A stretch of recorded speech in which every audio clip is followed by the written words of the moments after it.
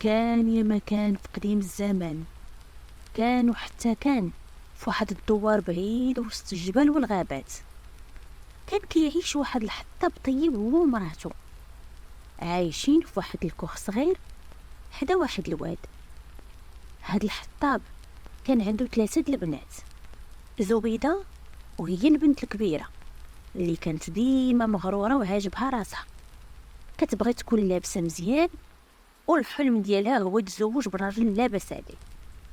سيهان واللي هي البنت الوسطانية كان كيهمها تاكل، وتا هي كان عندها نفس الحلم ديال اختها الكبيرة، تزوج بشي راجل اللي يعيشها في النعيم. وكانت ديما كتخدم في المطبخ، كتعاون في الكوزينة. وراغد هي البنت الصغيرة واللي كانت مختلفة تماما على خواتاتها، كتعاون ماماها في كل شيء وما كتشكي من حتى حاجة، وديما كتقول الحمد لله. الحطاب كان كيقضي ياماتو في الغابة، كيجمع الحطب ويبيعو في السوق باش يجيب القوت للعائلة. المعيشة د الحطاب ما كانتش سهلة، كانوا كيعيشوا على القليل اللي كيجمعوا، ولكن كانوا راضين بحالهم وما كتسمعش شكوى منهم الا زبيدة اللي كانت ديما ما عاجبهاش الحال، وكتطلب دايما من باباها يشري ليها الحوايج. كل صباح كانوا البنات كيخرجوا يجيبوا الماء من النبع اللي كان قريب من الدوار. زبيدة وسيه كانوا كيستغلوا الفرصة باش يعرضوا الجمال ديالهم قدام الناس اللي كيدوزوا من حدا داك النبع، وكل وحده فيهم كانت كتحلم تزوج براجل لاباس عليه باش تخرج من داك الفقر. ولكن رغد كانت مختلفة، كانت ديما كدير الخدمة ديالها بلا ما تفكر في حتى شي طموحات كبر منها. وفي داك النهار ملي كمل الخطاب خدمته وخرج بحال ديما للغابة يجمع الحطب اليابس وبيعو في السوق، ملي كان كيدور وسط الشجار بانت له قدامه واحد اللفحة كبيرة وهي كتحاول تطلع لواحد الشجرة. هذيك الشجرة كان فيها واحد العش ديال واحد، وهي باغا تطلع تاكل ليه الفراخ الصغار ديالو حيت كانوا كيغردوا. الحطاب ما فكرش بزاف، دغيا شد الفاس ديالو وضرب فيها اللفعة لراسها وقتلها في ديك الساعة. وفي نفس اللحظة الطير اللي كان غايب رجع للعش ديالو ولقى اللفعة ميتة حدا الشجرة. عرف الطير بلي الحطاب هو اللي نقد الفراخ ديالو، وطار ومشى عند الحطاب وبدا كيدور عليه بحال زعما راه كيشكرو على الجميل ديالو. هو يقول ليه الطير بواحد الصوت غريب: تبعني يا الحطاب الطيب، عندي ليك واحد الهدية جزاء ليك حيت رقدتي ليا وليداتي. الحطاب ما صدقش نفسه وما كانش متوقع بلي الطير غادي يهضر، ولكن واخا هكاك قرر يتبع. مشى الحطاب ورا الطير اللي كان كيطير بواحد الهدوء وسط الغابة حتى وصلوا لواحد الشجرة كبيرة. الطير وقف فوق ديك الشجرة وقال ليه: ورا هاد الشجرة كاين واحد الكهف، دخل ليه وغتلقى الهدية ديالك تما. ومن بعد هاد الكلام طار الطير وغاب وسط السما. الحطاب بقى غير كيشوف في الشجرة، وفي ديك المكان اللي طار ليه الطير قرر يدخل يشوف شنو كاين، ومشى حتى وصل لديك الشجيرة، وبصح لقى واحد الكهف صغير ومضلة. طا واحد الغصن من الشجرة شال فيه العافية ودخل في داك الكهف. هو كان خايف شوية حيت المكان كان غريب عليه، واخا هو راه كيعرف الغابة هادي سنين. دخل الحطاب للكيس بشوية وهو غادي بدا كيشوف شي حاجة كتبري من البعيد. قرب منها وبان ليه بلي راها مراية قديمة، شدها وبدا كيقلب فيها وكيدورها بين يديه، وقال مع راسو: هادي غادي تعجب بنتي زبيدة، هي اللي كتحمق على المراية. ولكن فاش قال سميت بنتو تفاجأ ملي شافها قدامه في المراية بحال راه جالسه وكتمشط شعرها قدامه. الحطاب استغرب بالتعب وعرف بلي هاد المراية سحرية، وكأنها كتوريه أي واحد ذكر سميتو قدامها. جرب عاوتاني وقال سميت مراتو، وفي نفس اللحظة شاف مراتو قدامه في المراية وهي كتشقى في الدار. الحطاب فرح حيت لقى طريقة باش يعرف شنو واقع في دارو وهو بعيد. من داك النهار قرر الحطاب بلي هاد المراية غتكون هي السر ديالو، وما قال حتى واحد عليها. كان كل مرة كيمشي لداك الكهف وكيشوف شنو كيديروا العائلة ديالو، وكانوا البنات كيقولوا ليه بلي راه حنا كنخدموا وكنعاونوا الام ديالنا، ولكن هو كان كيعرف الحقيقة غير من المراية اللي كان كيشوف فيها كلشي. ايوا الايام بدات كدوز، والحطاب كل مرة كيمشي للكيس كيشوف في المراية السحرية باش يعرف شنو كيديروا بناتو في غيابو. كان ديما كيلاحظ بلي زبيدة وسهام ما كيعاونوا حتى حاجة، غير كيتزوقوا كيدوروا في السوق باش يبانوا قدام الناس. ولكن رغد الصغيرة كانت دايما كتساعد ماماها في شغل وكتحمل المسؤولية بلا ما تشك. هاد الشيء كان كيضر الحطاب في خاطرو، ولكن فضل يبقى ساكت وما يفضحش البنات ديالو. وفي واحد النهار الحطاب حس براسو عيان بزاف وما قدرش يمشي يخدم كيف العاده، مرض بزاف وطاح في الفراش. والام كانت ديما حدا راجلها كتعتني به، وراغد حال ديما كتعاونها في كل شيء، تجيب الماء وتجمع الحطب. ولكن زبيدة وسهام بقاو بحال العاده ديالهم مخليين رغد هي اللي هز الحمل ديال كل شيء. الحطاب في واحد الليله حس باللي الاجل ديالو قرب، فجمع البنيات ديالو بثلاثه ومراتو في داك البيت ديالو وقال لهم: يا بنياتي، ردوا بالكم على امكم من بعدي وما تخليوهاش تعاني بوحدها. الحياه صعيبه، ولكن الحب والصبر كيخليو كل شيء هون. البنات بكوا بزاف والام قلبها كيتقطع من بعد ما وصاهم. طلب الحطاب من البنات يخرجوا ويبقى غير هو مع مراتو باش يهضر معاها بوحدها، وبقى غير مع مراتو وشاف فيها مزيان وهو يفصح ليها على السر ديال المرايه السحريه. قال ليها على الكهف اللي وسط الغابه وشرح ليها كيفاش يقدر يشوف بناتو وشنو واقع في العائله بلا ما يكون حاضر. الام بقات غير مذهوله من الكلام ديال راجلها وما كانتش كتعرف كيفاش تتعامل مع هذا السر. ولكن قبل ما يقدروا يكملوا الحديث الحطاب سلم روحو للبارئ عز وجل. الام غوتات من شدة الحزن، والبنات رجعوا للبيت كيبكيو على باهم اللي كان هو سندهم في الحياة.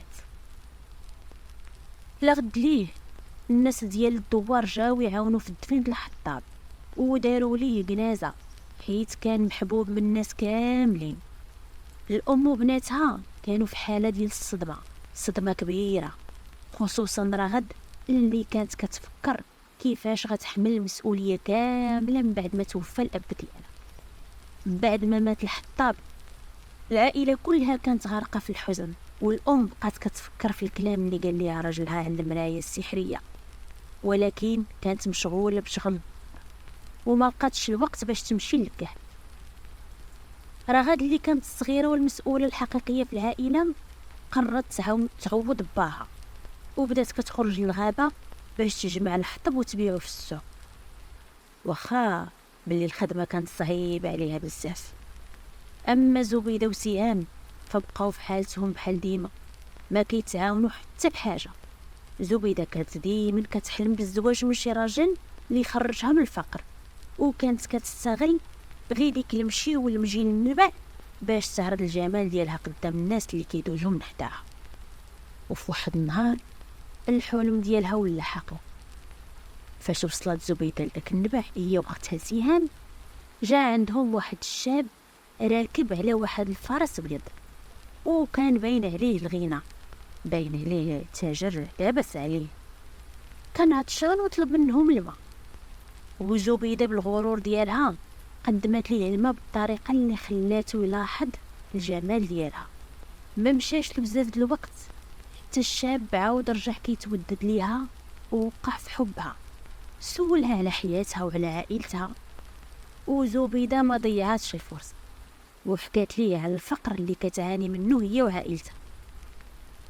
الشاب عجبو الحال وقال ليها انا تاجر وعندي بزاف د الفلوس وبغيت نطلب يدك للزواج.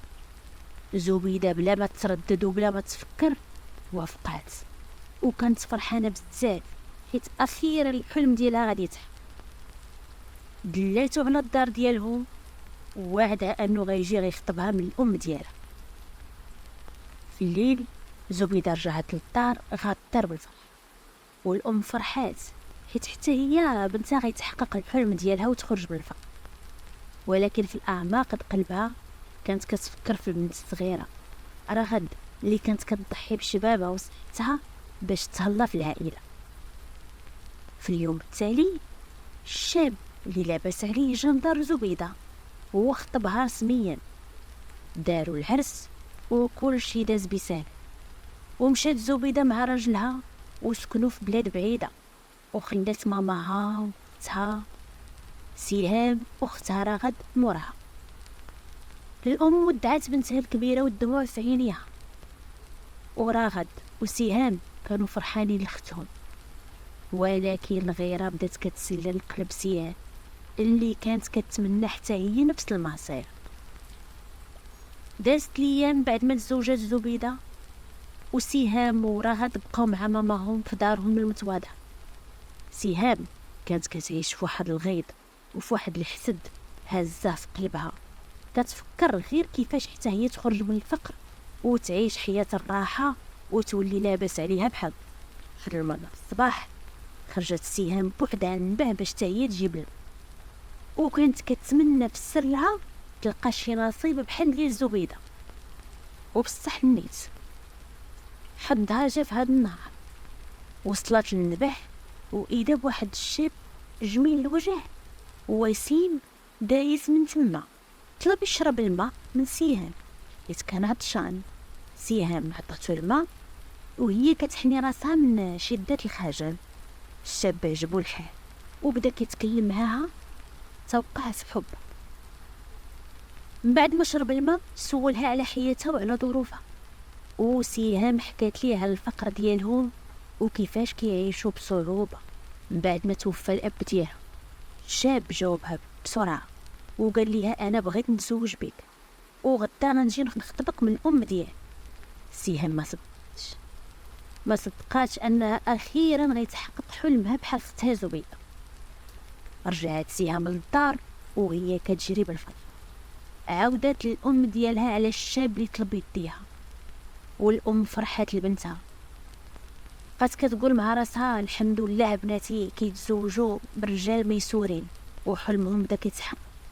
وفعلا في الغد الشاب جا وخطب سهام رسميا وداروا العرس وكل شي داز بسلام. ومشات سهام حتى هي مع راجلها وعاشوا في بلاد بعيده. ولكن الام بقات كتحس بالغبينه حيت واخا حست بالفرحه لبنتها الثانيه كانت ديما كتفكر في بنيتها الصغيره رغد اللي كانت حتى هي وحيده واللي بقات كتخدم وتضحي على قبل العائله. زواج زبيدة وسهام خلى رغد بوحدها وكتحمل المسؤوليه كلها، وبدات الامور غاده عليها وكتصعب معها. دازو الشهور وما كان حتى خبر على زبيدة ولا سهام، ولكن راه تساعد عليها الله وتزوجات بواحد الشاب اللي فقير ومن المستوى ديالها.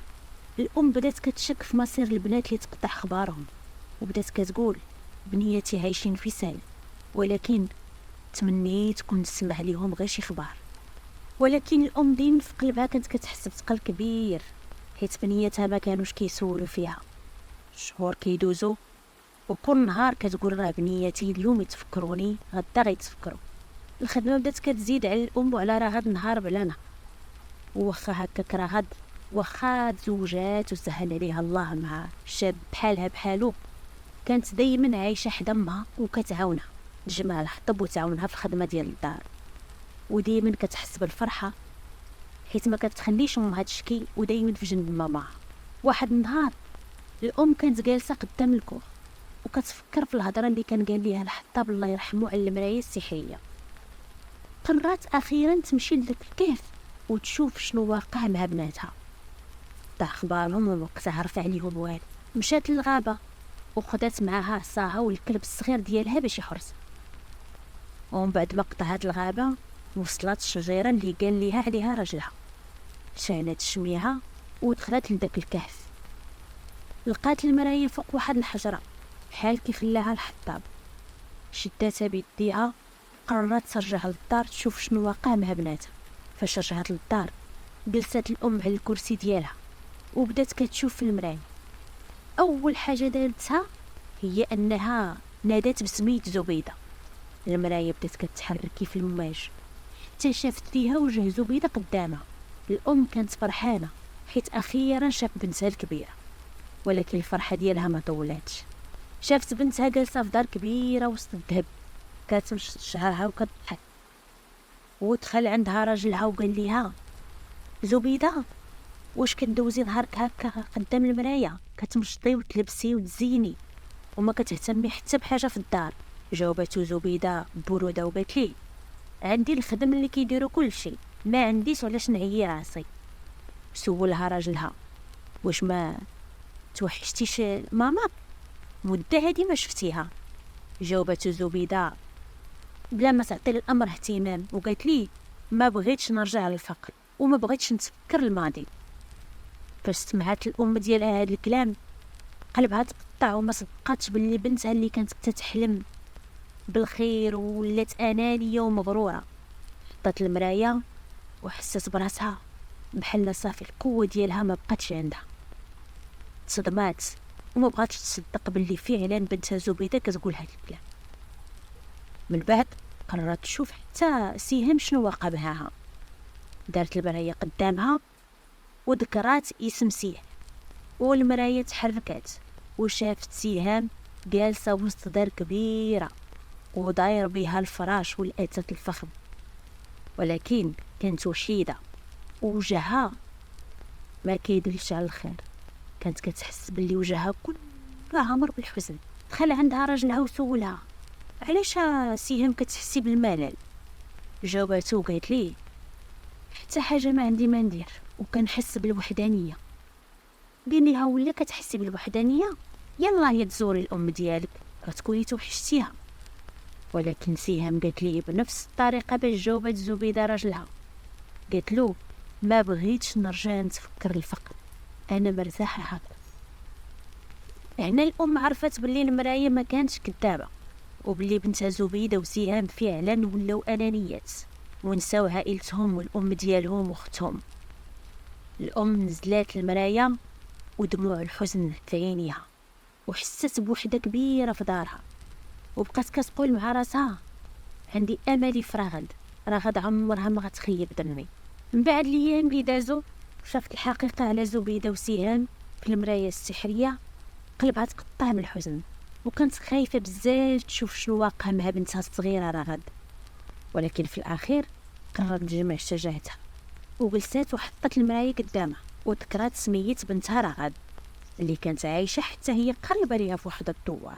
المرايه تحركت وبدات كتوضح الصوره ليها. الام شاف بنتها رغد جالسه في كوخ صغير وبسيط حتى راجلها اللي كان كيبان عليه باللي فقير بحاله بحالها. لكن الشيء اللي شافته الام هو المحبه الكبيره اللي كاينه في هذا الكوخ المتواضع. شافت رغد كتقول لراجلها: راجلي العزيز، توحشت امي، بغيت نزورها ونطمئن عليها. جاوبها راجلها قال لها: با مريض بزاف وما نقدرش نخليه بوحدو، ولكن كان واحد غير بربه اول حاجه نديروها هي نزورو الام ديالك.